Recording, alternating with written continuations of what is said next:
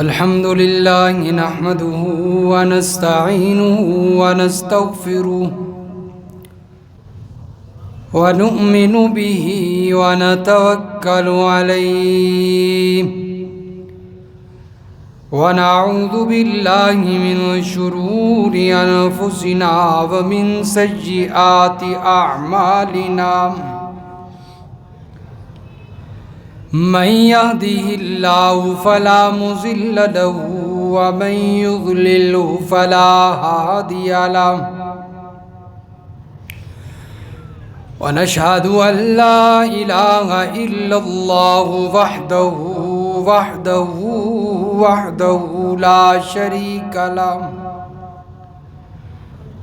لا شريك له ولا نظير له ولا وزير له ولا مثيل له ولا مثال له ونشهد أن سيدنا وسندنا وحبيبنا ونبينا ومرشدنا ومولانا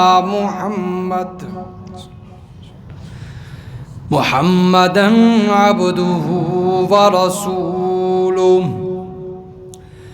أما بعد فأعوذ بالله من الشيطان الرجيم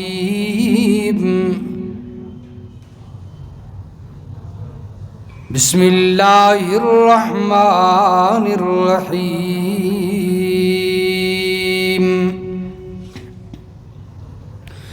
وَإِذْ قُلْنَا لِلْمَلَائِكَةِ اسْجُدُوا لِآدَمَ فَسَجَدُوا إِلَّا إِبْلِيسَ أَبَى وَاسْتَكْبَرَ وَكَانَ مِنَ الْكَافِرِينَ صدق الله مولانا العظيم. عن أبي ذر رضي الله تعالى عن النبي صلى الله عليه وسلم قال: ثلاثة لا يكلمهم الله يوم القيامة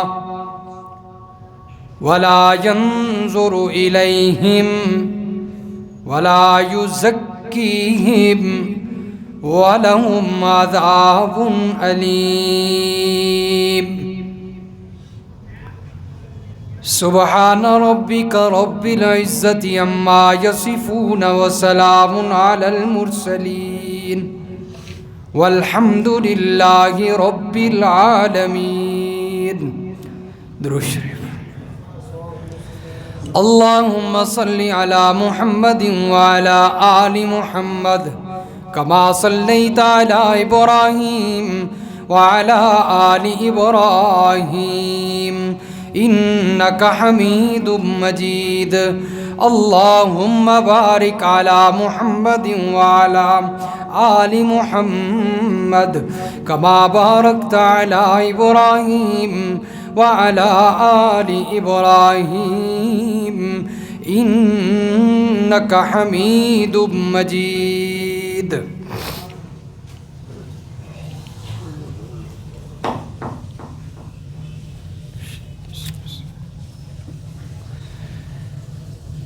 آج کے خطبہ کے اندر ایک حدیث پاک کی تلاوت کی گئی ہے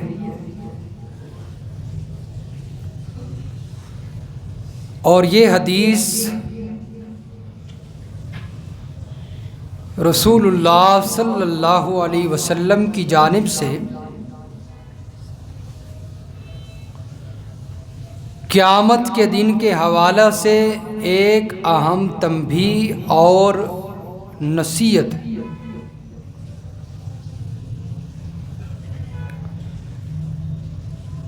اس حدیث پاک کے اندر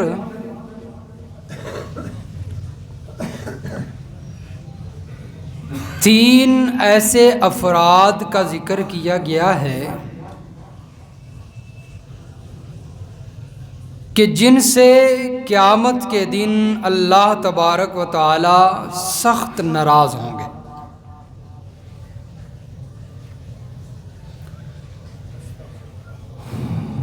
ان تین افراد کا اللہ کے نبی صلی اللہ علیہ وسلم نے تذکرہ فرما کے تنبیہ فرما دی اور نصیحت فرما دی کہ ان افراد کے اندر شامل نہ ہو جانا، ان افراد کے اندر شمولیت سے اپنے آپ کو بچانے کے لیے ان کاموں سے بچنا پڑے گا جس کی وجہ سے یہ تین افراد اللہ تعالیٰ کے غضب کے اور اللہ کے غصے کے وہاں پر مستحق ہوں گے۔ چنانچہ سب سے پہلا فرد حدیث پاک کے اندر جو بیان کیا گیا ہے وہ کون ہے؟ فرمایا عن نبی ذر رضی اللہ تعالی عنہ عن النبی صلی اللہ علیہ وسلم، جب بھی اللہ کے پیغمبر کا نام آئے گا تو میں نے کہنا صلی اللہ علیہ وسلم، اور آپ نے بھی کہنا ہے صلی اللہ علیہ وسلم، ہر مسلمان پر واجب اور ضروری ہو جاتا۔ نبی علیہ الصلوۃ والسلام نے فرمایا قال ثلاثۃ، تین ایسے افراد ہیں لا یکلمہم اللہ، وہ تین افراد اور ان کی چار سزائیں، لا یکلمہم اللہ یوم القیامہ، ان تین افراد کی طرف قیامت کے دن اللہ تعالیٰ ان کے ساتھ کلام نہیں کرے گا، لا یکلمہم اللہ ولا ینظر الیہم، اور اللہ ان کی طرف دیکھے گا بھی نہیں، ولا یزکیہم، اور ان کو اللہ گناہوں سے پاک بھی نہیں کرے گا، وَلَهُمْ عَذَابٌ علیم، اور چوتھی سزا کہ ان کے لیے دردناک عذاب ہوگا۔ کتنی سزائیں ہوں گئی؟ چار سزائیں پہلے اللہ کے نبی نے بیان فرمائی کہ تین افراد کے لیے چار سزائیں کون سی؟ کہ اللہ کلام، شفقت والی اللہ کلام نہیں کرے گا، غصے والی تو کلام ہوگی۔ دوسرے نمبر پر فرمایا کہ اللہ شفقت والی نظر نہیں کرے گا ان کی طرف، دیکھے گا نہیں۔ تیسرے نمبر پر فرمایا پاک نہیں کرے گا گناہوں سے، گناہوں سے پاک نہیں ہوں گے تو جنت میں کیسے جائیں گے۔ چوتھے نمبر پر فرمایا کہ ان کے لیے دردناک عذاب ہوگا۔ اب وہ تین افراد کون سے ہیں، تین شخص کون سے ہیں؟ نبی علیہ الصلوۃ والسلام نے جب یہ حدیث پاک بیان فرمائی، حضرت ابو ذر رضی اللہ تعالیٰ عنہ فرماتے ہیں کہ نبی علیہ الصلوۃ والسلام سے پوچھنے لگے، اے اللہ کے رسول صلی اللہ علیہ وسلم، وہ کون ہیں جو اس دن ہلاک ہو گئے، تباہ ہو گئے، نقصان میں پڑ گئے؟ نبی علیہ الصلوۃ والسلام نے فرمایا پہلا شخص المسیل، اپنے کپڑے کو اپنے ٹخنوں سے نیچے لٹکانے والا۔ پہلا شخص کون ہے؟ اپنے کپڑے کو، اپنی ازار کو، اپنی تہبند کو، اپنی شلوار کو ٹخنوں سے نیچے لٹکانے والا۔ آج ہم اس کو عیب سمجھتے ہیں نا، ٹخنوں سے اوپر شلوار، اس کو ہم عیب سمجھتے ہیں، جو ٹخنوں سے نیچے لٹکا رہا ہے وہ ٹھیک ہے، لیکن فرمایا ایسے بندے سے قیامت کے دن اللہ تعالیٰ کلام نہیں کرے گا، نظر نہیں کرے گا، پاک نہیں کرے گا، دردناک عذاب دے گا۔ کیوں؟ اس لیے کہ کپڑوں کو ٹخنوں سے نیچے لٹکانا یہ تکبر اور غرور کی علامت ہے۔ کس کی علامت ہے؟ تکبر اور غرور کی علامت ہے۔ اور قرآن نے اسلام کے اندر قرآن و حدیث کی روشنی میں دیکھا جائے تو تکبر کی ممانعت ہے۔ قرآن کہتا ہے وَإِذْ قُلْنَا لِلْمَلَائِكَةِ اسْجُدُوا لِآدَمَ فَسَجَدُوا إِلَّا إِبْلِيسَ أَبَى وَاسْتَكْبَرَ وَكَانَ مِنَ الْكَافِرِينَ۔ جس وقت ہم نے کہا فرشتوں کو اسجدوا سجدہ کرو، کس کو؟ لِآدَمَ، آدم علیہ السلام کو فرشتوں نے سجدہ کیا، الا ابلیس، کس نے نہ کیا؟ ابلیس نے سجدہ نہیں کیا۔ کیوں نہیں کیا؟ فرمایا ابا واستکبر، تکبر کی وجہ سے نہیں کیا۔ کس کی وجہ سے نہیں کیا؟ تو معلوم ہوتا ہے کہ تکبر بہت خطرناک چیز ہے۔ جو بندہ اپنے کپڑے کو اپنے ٹخنوں کے نیچے لٹکاتا ہے، فرمایا اس کے اندر تکبر آ جاتا ہے، اور تکبر بڑی خطرناک بیماری ہے۔ شیطان کو، ابلیس کو اسی تکبر نے جنت سے نکال کر دنیا میں بھیج کر ہیں، اور ہم کیا پڑھتے ہیں؟ اعوذ باللہ من الشیطان الرجیم، دھتکارا ہوا بنا دیا، رجیم بنا دیا۔ تو فرمایا کہ یہ کوئی معمولی بات نہیں ہے اپنے ٹخنے کو ڈھک کر رکھنا۔ فرمایا پہلا شخص جس کے ساتھ یہ ساری سزائیں جس کو اللہ تعالیٰ دیں گے وہ کون ہے؟ المسیل، اپنے کپڑے کو ٹخنوں سے نیچے لٹکا۔ اور آج نوجوان ہمارے دوست بھائی اس کو معمولی بات سمجھتے ہیں، اور ٹخنوں سے اوپر رکھنے کو کیا کرتے ہیں؟ عیب سمجھتے ہیں کہ یہ عیب ہے، یہ صرف مولویاں دا کام ہے تو ساڈا کام کوئی۔ تو ایسے شخص کے لیے کتنی 4 سزائیں ہیں۔ کتنی سزائیں؟ 4 سزائیں، ایک بھی کافی ہو جاتی ہے انسان کی تکلیف کے لیے، تو ایک بھی نہیں ختم ہوتی، 4 سزائیں اللہ تعالیٰ محفوظ فرمائے جی۔ ایک اور مقام پہ اللہ کے پیغمبر نے فرمایا اسی کبر کے بارے میں، تکبر کے بارے میں، نبی علیہ الصلوۃ والسلام نے فرمایا لا يدخل الجنہ من کان فی قلبہ مثقال ذرۃ من الکبر، اس شخص کو اللہ تبارک و تعالی جنت میں داخل نہیں فرمائیں گے جس کے دل میں، جس کے اندر ذرہ برابر بھی تکبر ہوا، اس کو اللہ جنت میں داخل نہیں کرے گا۔ جس کے اندر ذرہ برابر بھی تکبر ہوا، بہت زیادہ نہیں، مثقال الذرہ، رائی کے دانے کے برابر، فرمایا اسے اللہ جنت میں داخل نہیں فرمائیں گے۔ اور اسلام کے اندر تکبر کی ممانعت ہے، پھر حکم کس کا ہے؟ تواضع، عاجزی، انکساری۔ اور عاجزی اسی کے اندر ہے کہ اپنے ٹخنوں کو ننگا رکھا جائے، خالی رکھا جائے، اسی کے اندر عاجزی ہے۔ اور نبی علیہ الصلوۃ والسلام نے فرمایا من تواضع، جو بندہ تواضع اختیار کرتا ہے، عاجزی اور انکساری اختیار کرتا ہے، للہ، کس کے لیے؟ اللہ کے لیے، نبی علیہ الصلوۃ والسلام نے فرمایا رفعہ اللہ، اللہ اس کو بلند کر دیتا ہے۔ ہم سمجھتے ہیں کہ پتہ نہیں تکبر کی وجہ سے ہم بلند ہوں گے، لوگوں کے اندر دبدبا اور روب پیدا ہوگا، ہمارا ڈر پیدا ہوگا، نہیں میرے دوست، اللہ تعالیٰ ذلیل کر دیں گے۔ فرمایا عاجز بن جاؤ، اللہ تمہیں بلند کر دے گا۔ تو اس لیے پہلا وہ شخص جس کے لیے 4 سزائیں بیان کی گئیں وہ کون ہے جی؟ اپنے کپڑے کو ٹخنوں سے نیچے رکھنے والا۔ دوسرے نمبر پر والمنان، اللہ کے نبی نے فرمایا احسان جتلانے والا۔ کون؟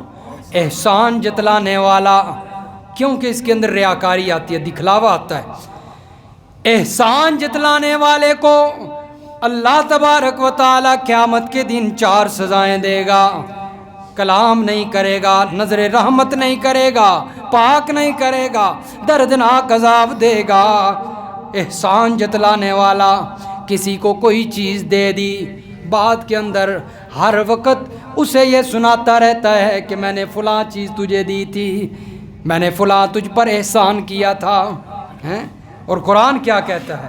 سورۃ البقرہ ہے اور دوسرا پارہ ہے، آیت نمبر 264 ہے، رب العالمین کا قرآن، پارہ نمبر 3، اور رب العالمین فرماتے ہیں 264 آیت میں، الذین ینفقون اموالہم فی سبیل اللہ، وہ لوگ جو اللہ کے راستے میں اپنے مالوں کو خرچ کرتے ہیں، ثم لا یتبعون ما انفقوا منا، پھر جو خرچ کیا ہے اللہ کے لیے خرچ کیا ہے اس کے پیچھے منن احسان نہیں جتلاتے۔ کیا کرتے ہیں؟ احسان نہیں جتلاتے کہ میں نے تیرے لیے جو ہے وہ یہ تجھ پر احسان کیا تھا، تجھے یہ چیز دی تھی۔ ولا اذن، اور فرمایا تکلیف نہیں دیتے، لہم اجرہم عند ربہم، ان کے لیے ان کے رب کے پاس بہت بڑا اجر ہے۔ لیکن وہ لوگ جو احسان جتلاتے ہیں ان کے لیے فرمایا 4 سزائیں ہیں، اجر نہیں، 4۔ ہاں، بعض بندوں کی عادت ہوتی ہے کوئی چیز صدقہ کر دی یا کوئی وقف کر دی، ہر وقت ہر بندے کے سامنے گنتے رہتے ہیں، میں نے مسجد کے اندر پنکھا لگوایا تھا، میں نے مسجد کے اندر پنکھا لگوایا تھا، میں نے تو ٹونٹی لگوائی تھی، میں نے تو یہ کیا تھا، میں نے یہ کیا تھا۔ فرمایا احسان جتلاتے ہیں، یہ خرچ کرنے کے بعد منن احسان جتلاتے ہیں، ایسے لوگوں کو فرمایا اللہ تعالیٰ 4 چیزیں جو ہے وہ قیامت کے دن دے گا، 4 سزائیں۔ تو دوسرا یہ ہے، تو اس لیے فرمایا ریاکاری جو ہے، اس کے اندر ریاکاری آتی ہے نا، اور قرآن مجید نے ریاکاری، دکھلاوے کی ممانعت بیان کی ہے۔ سورۃ الماعون ہے، پارہ نمبر 30 ہے، قرآن کہتا ہے ارأیت الذی یکذب بالدین فذلک الذی یدعو الیتیم ولا یحض علی طعام المسکین فویل للمصلین الذین هم عن صلاتهم ساہون الذین هم یراؤون وَيَمْنَعُونَ الْمَاعُونَ۔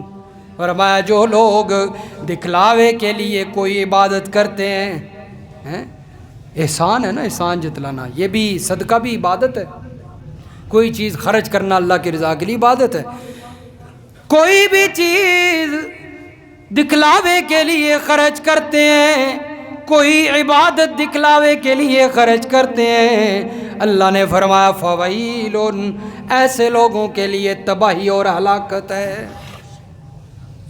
یہاں پر تو اللہ نے فرمایا مصلین، نمازیوں کے لیے تباہی ہے۔ کن کے لیے تباہی ہے؟ فویل للمصلین، نمازیوں کے لیے تباہی ہے۔ کون سے نمازی؟ الذین هم عن صلاتهم ساہون الذین هم یراؤون، جو دکھلاوے کے لیے نماز پڑھتے ہیں، ریاکاری کے لیے نماز پڑھتے ہیں، ان کے لیے فرمایا تباہی۔ تو آج کتنے جو ہے وہ یہ خامیاں، یہ کمزوریاں ہمارے اندر ہیں کہ ہم جو بھی کام کرتے ہیں دکھلاوے کے لیے کر رہے ہوتے ہیں کہ فلاں بندہ دیکھے گا، وہ کیا کہے گا، بڑا جو ہے نا یہ نمازی ہے یا بڑا صدقہ خیرات کرنے والا ہے۔ فرمایا یہی تباہی ہے، یہ کیا ہے؟ تباہی ہے۔ اور نبی علیہ الصلوۃ والسلام نے فرمایا، نبی علیہ الصلوۃ والسلام نے فرمایا میں سب سے زیادہ تمہارے لیے جس چیز کے اندر خوف کرتا ہوں، ڈرتا ہوں، وہ ریاکاری ہے۔ وہ کیا ہے؟ ریاکاری ہے، شرک اصغر ہے۔ اس کو لوگ سمجھیں گے ہی نہیں۔ ہم نے تو یہ تو سمجھ لیا کہ قبروں کی پوجا شرک ہے، قبروں کے طواف شرک ہیں، غیر اللہ کی نظر و نیاز شرک ہے، ان کی عبادت شرک ہے، اللہ کو چھوڑ کر اللہ کی مخلوق کو پکارنا اس کو پوجنا شرک ہے، یہ تو سمجھ لیا۔ یہ نہ سمجھا کہ دکھلاوے کے لیے نماز پڑھنا بھی شرک ہے، دکھلاوے کے لیے نماز پڑھنا بھی۔ ابا جی نے بھیجا، نماز نہیں پڑھتا، اب آ گیا ہے، بار بار پیچھے مڑ کے دیکھتا ہے، ابا دیکھ رہا ہے کہ نہیں، جلدی جلدی پڑھ کے چلا جاؤں، یہ بھی دکھلاوا ہی ہے نا۔ اللہ کے لیے تو نہ پڑھی نا، اللہ کے لیے تو پڑھتا ہوتا تو ابا کے بغیر ہی آ جاتا نا، لیکن ابو نے کہا ہے تو مسجد میں آیا ہے۔ تو فرمایا کہ اس کو ہم نے معمولی سمجھ لیا۔ اسی کو قرآن نے کہا فَرَأَيْتَ مَنِ اتَّخَذَ إِلَٰهَهُ هَوَاهُ، کہ وہ لوگ جو اپنی خواہشات کی پیروی کرتے ہیں، اپنے نفس کے پیچھے چلتے ہیں، وَأَضَلَّهُ اللَّهُ، اللہ تعالیٰ نے انہیں گمراہ کر دیا۔ تو اس لیے میرے دوستو یہ بھی شرک ہے، ریاکاری۔ اللہ کے نبی نے فرمایا میں تمہارے لیے سب سے زیادہ اس سے ڈرتا ہوں، اس لیے کہ لوگ اس کو معمولی سمجھیں گے۔ تیسرا وہ فرد، کتنے فرد ہو گئے؟ دو ہو گئے۔ تیسرا فرد جس کے لیے 4 سزائیں اللہ کے نبی نے بیان فرمائی ہیں، فرمایا والمنفق صلاتن، وہ بندہ جو جھوٹی قسم اٹھا کر اپنے کاروبار کو بڑھاتا ہے، اپنے کاروبار کو رواج دیتا ہے، جھوٹی قسم اٹھا کر کاروبار کرتا ہے، 90 روپے کی چیز ہے اور یہ دکاندار دیکھتا ہے اگر میں نے اس کو زیادہ پیسے نہ بتائے تو اس نے مجھے پیسے نہیں دینے پورے، تو زیادہ پیسے حاصل کرنے کے لیے اسے کہتا ہے میں نے یہ چیز اللہ کی قسم 90 کی نہیں 100 کی خریدی ہے۔ چیز کتنے کی ہے؟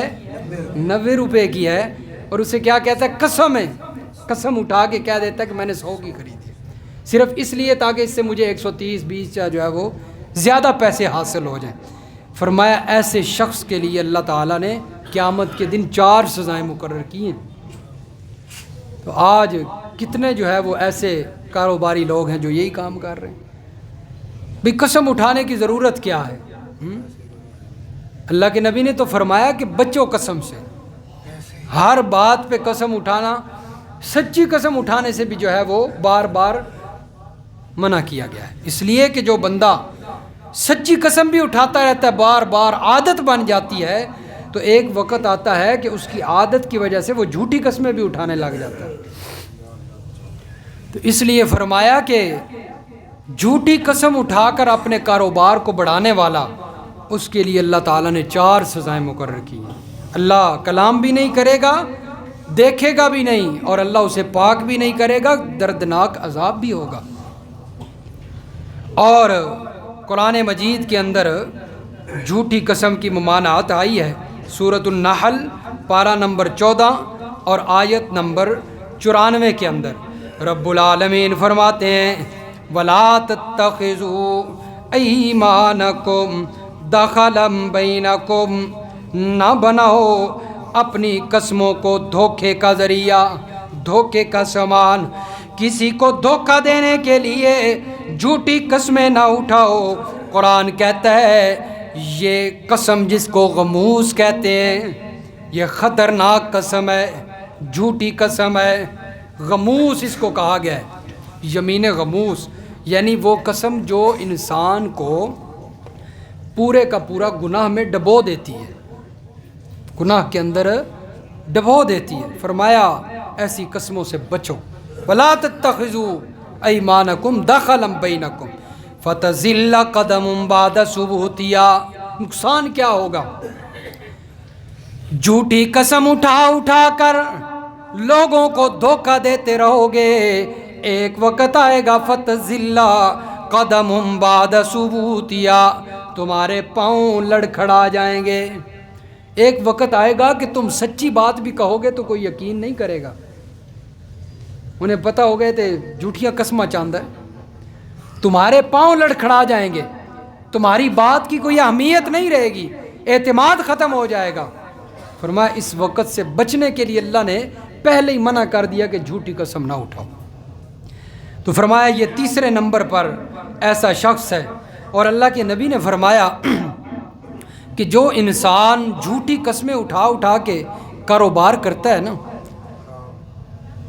اللہ کے نبی نے فرمایا کہ قیامت کے دن جس وقت وہ آئے گا نا اللہ کے سامنے، تو اللہ تعالیٰ سے اس حالت میں ملاقات کرے گا کہ اللہ اس پر غصے ہوں گے،